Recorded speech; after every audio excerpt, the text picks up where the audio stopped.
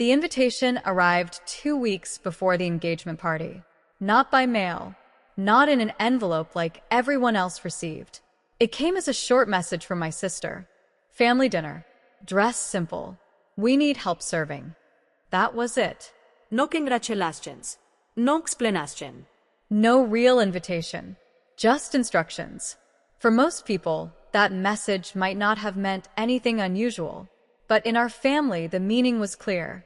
My sister had always believed I belonged in the background. Not at the table. Not in the spotlight. Just somewhere nearby where I could help. The engagement party was being held at a luxury estate outside the city. A place with wide glass walls, golden lights, and long white tables stretching across the garden lawn. When I arrived that evening, the event was already buzzing with guests.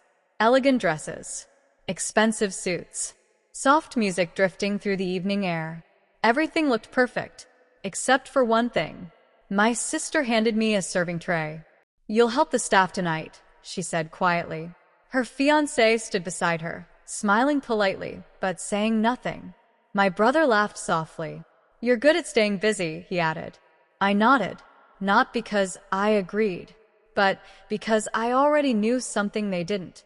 The tray felt cold in my hands as I stepped into the crowd. Guests chatted near tall cocktail tables.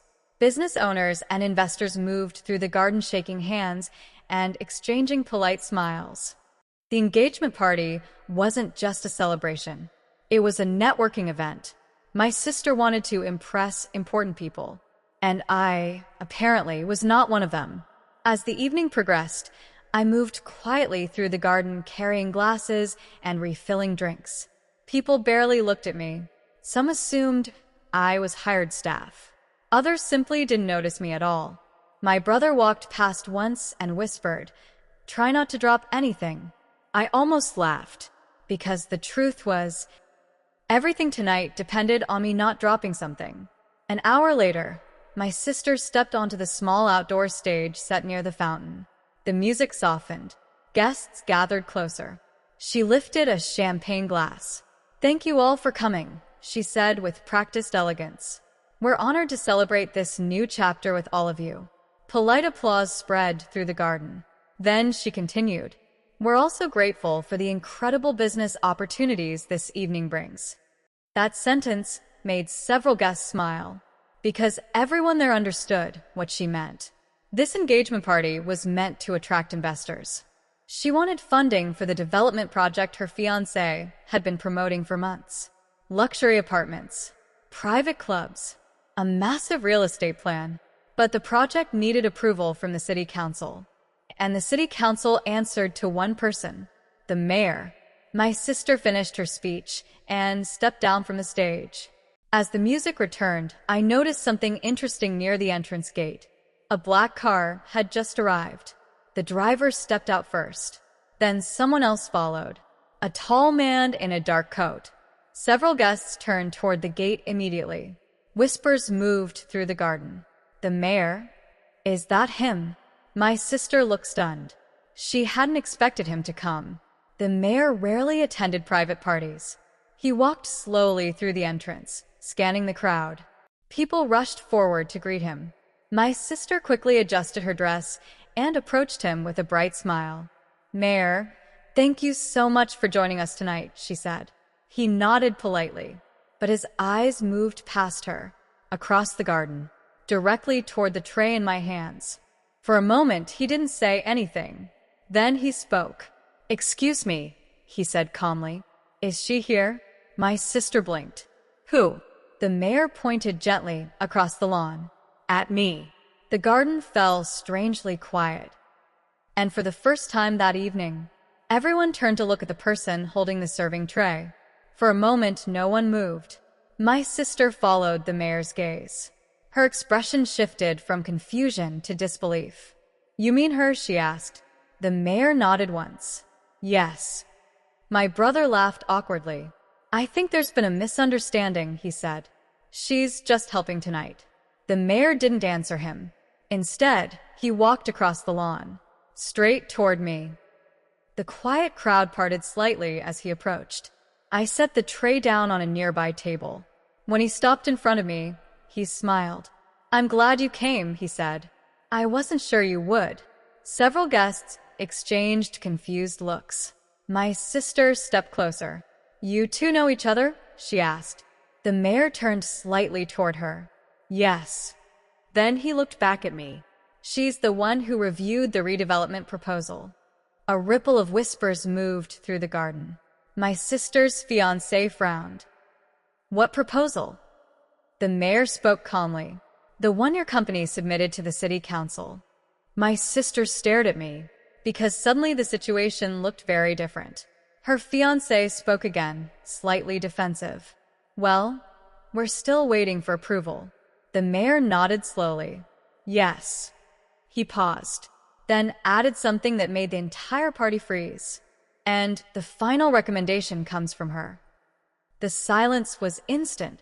My sister's smile disappeared. My brother's expression turned pale, because they had just realized something.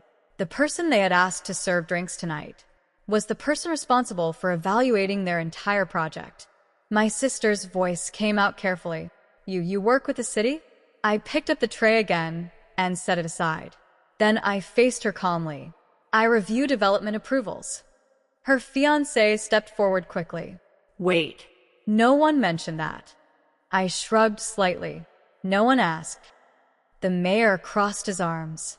"She leads the independent planning review." More whispers spread through the guests. Several investors who had been chatting earlier now looked extremely interested. My sister tried to recover. "Well, that's wonderful," she said with forced enthusiasm. "I wish we'd known earlier." I nodded politely. "Yes." Then I said something that made her fiancé stop breathing for a moment. "I finished reviewing the project this morning." Now everyone was listening. My brother whispered nervously, "Is that good or bad?" The mayor smiled slightly. "I think she should explain." All eyes turned to me again. My sister stood perfectly still, because suddenly the engagement party wasn't about networking anymore. It was about the decision I had already made. The evening air had grown very quiet. Even the background music had faded into something distant. Every guest at the party was now watching the same moment unfold. Investors, business partners, friends. My sister stood only a few feet away from me, her confident posture slowly fading into uncertainty. Her fiancé waited beside her, trying to look calm but failing. The mayor gave a small nod. "You should go ahead," he said. I stepped slightly forward so everyone could hear. The project proposal was impressive. I began. Several investors relaxed slightly, but I continued. The design was ambitious. My sister's fiancé smiled faintly. Then I added the part he hadn't expected. But the financial disclosures didn't match the construction timeline. The smile disappeared. A guest near the back whispered, "What does that mean?" I answered clearly, "It means the funding structure isn't stable."